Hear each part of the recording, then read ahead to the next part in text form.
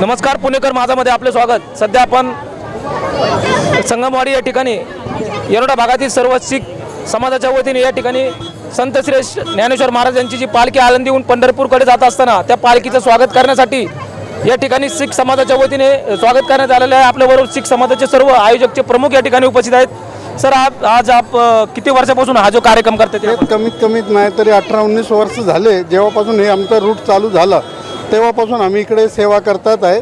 आणि आमचा गुरुचा लंगर, गुरु नानक देवजींनी जे आमची प्रथा चालू केलेली आहे गुरुचा लंगर, त्यांच्या नावावर आम्ही दशमेश सेवक जत्था आणि येरोडा विभागचे आमचे पुण्याचे जे सहकार्य मित्रमंडळ आहे, शीख समाजाचे आणि दुसरे पण जे आमचे मित्रमंडळ आहे, सर्व एकत्र होऊन आम्ही हे प्रोग्राम करतात। आणि जेवढं आहे ते सहकार्य सर्व लोक पण आम्हाला देतात सहकार्य, सर्वांचे आम्ही आभारी आहे। असताना आपण काय काय देता सेवेमध्ये? लोक सकाळी पोहे असतात, जिलेबी असते आणि चाय असते।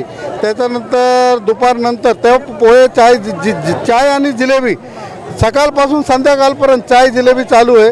त्याच्यानंतर आता दूध, थंड दूध आहे, रूह अफजा टाईप एकदम थंड सरबत, म्हणजे एकदम थंड दूध आहे, त्याच्यात काय पाणी बिणी काय मिक्स नाही, थंड दूध केलेलं आहे।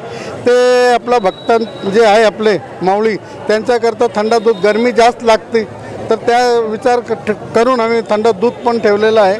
ते दूधची सेवा चालू आहे, चायची सेवा चालू आहे, जेवण आहे, जे सहकार्य होतात सर्वजण करतात ते आहे।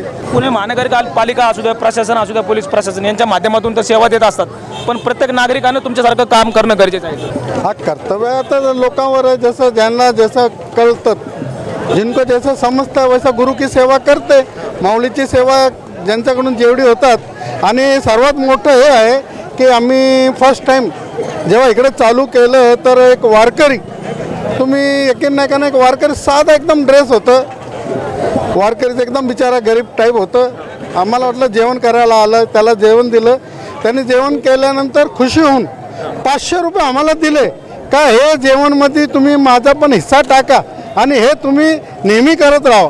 तर ते 500 रुपये त्यांनी दिलेलं ते आम्हाला एवढं समाधान झालं की तेव्हापासून हे ते एवढा प्रोग्राम आहे ते सर्व माऊलीची कृपा है, गुरु नानक देव जी का आशीर्वाद है, गुरु का लंगर है, चलता है। सब बहुत लोगों ने सहयोग दिया। हमें वारकरी ने जो इतना हमारे को एकदम स्टार्टिंग में पहली टाइम जो इतना दिया, हमारे को बहुत खुशी हुई। क्या हम कभी सोचे नहीं थे कि वारकरी भी इतना करेंगे, लेकिन उन्होंने खुशी से हमारे को बहुत खुशी हुई। हमारे को ऐसा लगा जैसे कि माऊली महाराज जी आके हमारे लंगर में हिस्सा डाल रहे कि भाई आप भी हमारे तरफ से सहयोग।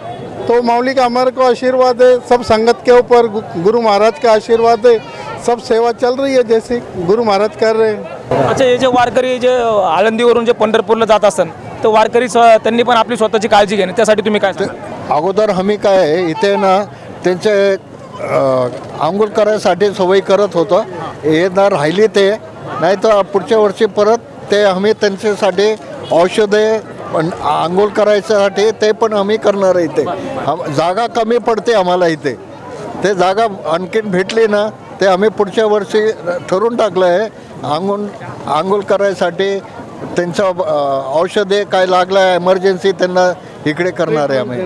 आज या ठिकाणी संत श्रेष्ठ ज्ञानेश्वर महाराज यांच्या पालखीचं आगमन होत असताना येरोडा भागातील आणि पुणे शहरातील सर्व शीख समाजाच्या वतीने आज या ठिकाणी वारकऱ्यांची सेवा करण्यात आलेली आहे। कॅमेरामॅन यशवंत मी संतोष शिंदे, पुणेकर माझा न्यूज मराठी।